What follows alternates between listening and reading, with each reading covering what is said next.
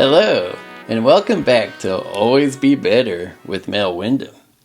Do you ever get frustrated at work, not getting paid enough, other people getting promoted or winning awards, but not you? No bonuses for all your hard work, nobody listening to you and sometimes even telling you to shut up, customers treating you poorly?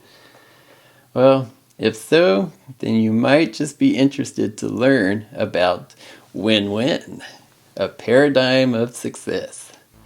You can probably guess what it means. In a nutshell, it means I win and you win.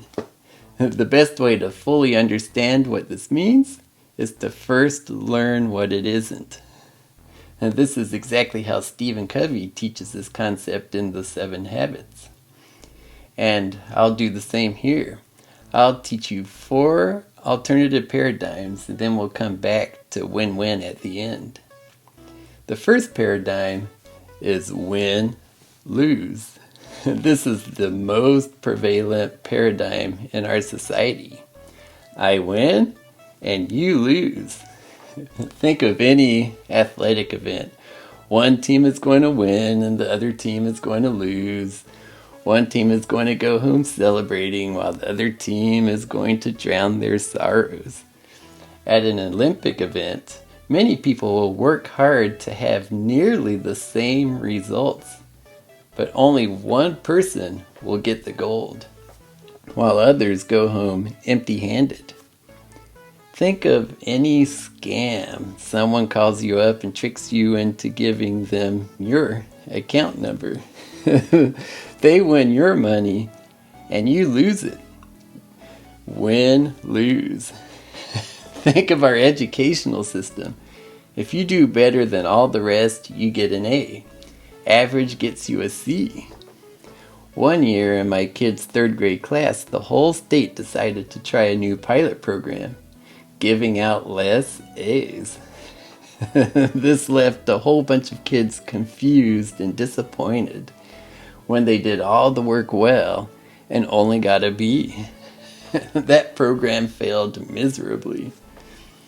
So, grading on a curve is another example of win-lose. Most annoyingly, the worst example of this is practically every workplace. Does your work hold contests where the most sales gets you a trip to Hawaii or a Toyota? Well, that is another win-lose situation. And someone who sells 1,500 items gets the trip, while someone who sells only 1,400 items has to stay home, though he nearly did the same amount of work. And every place I've worked, raises depend on how much fixed money is given to each department. Several times I'm told, someone's not getting a raise, so I can give you a higher one. And get this, once they told me this, and they gave me a puny raise anyway. And most of the time, my whole department works hard, often with long hours. And you guessed it, this is another win-lose situation. It is competition. Only the cream of the crop excels. And well, it makes a lot of people angry. And angry people aren't exactly the most productive. So, well, let's move on to the next paradigm. Lose-win. It's kind of the opposite, something I've done many times myself. I've often let myself lose so others can win. Some of this may be because of my own advantages. It's a way I can share the wealth. And you probably know someone like this. He's the nice guy.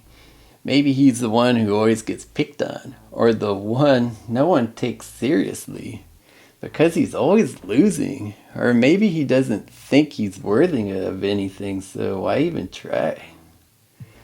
This may be nice, but it's not really productive for the person choosing to lose. It's often disastrous when a win-lose person takes advantage of him. Then the lose-win person can start feeling angry and tired of everything, and eventually wise up and stop the intentional losing. Okay, this was definitely me. Let's move on. Next comes lose-lose. This is what happens when two win-lose people butt heads. When they try too hard to take advantage of the other person, everything falls apart and both people lose. I see this often at work in what many call office politics. And you probably see it every day on social media. Bob and Jane argue about that silly thing again, and both try hard to pile on the logic and show who's better and smarter. And nearly always it falls apart and becomes a big waste of time.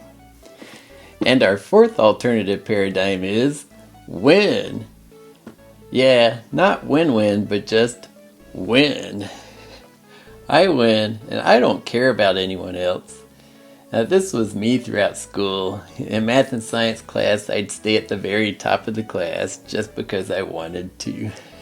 Not because I hated anyone or wanted others to lose. I just wanted the bragging rights. Well, then again, it wasn't like I could turn it off. Oh, there I go again. Well, this tactic actually did get me some attention and success. It's gotten me the types of jobs that I've had. But it doesn't really win any friends or strengthen relationships. And finally, we come back to win-win. This is where two or more parties work together to come up with solutions that benefit all. And I found that these types of arrangements are very powerful. It not only propels you and others forward, but you also get friends, people who trust you and will help you out in a bind. And these relationships then allow further wins and solutions and growth. In the future, I'll spend a couple more sessions on this topic, as we've only scratched the surface. But hey, I'll give you some homework. Why not try out a cooperative game? I got this game, Pandemic, for Christmas 2020. I think it was mainly a joke for me, but it turned out to be a surprisingly fun game. Instead of working against each other, you work together with the other players to stop a worldwide pandemic. Each player is given special talents, and success can only happen when you work together. It's strangely satisfactory, and sometimes it's just fun when everyone feels like they've won. We haven't lost the game yet. Oh, and I should clarify that this is not a paid sponsorship. We'll edit that part out. Well, when we come back to this later, we'll talk more about these paradigms and introduce the no-deal option. But first, in a couple of weeks, I'll give an update to my evidently popular 15 Minutes of Fame story. You can learn a little more about me. Well, thank you for watching. Make sure to like and subscribe. And remember, we can always be better.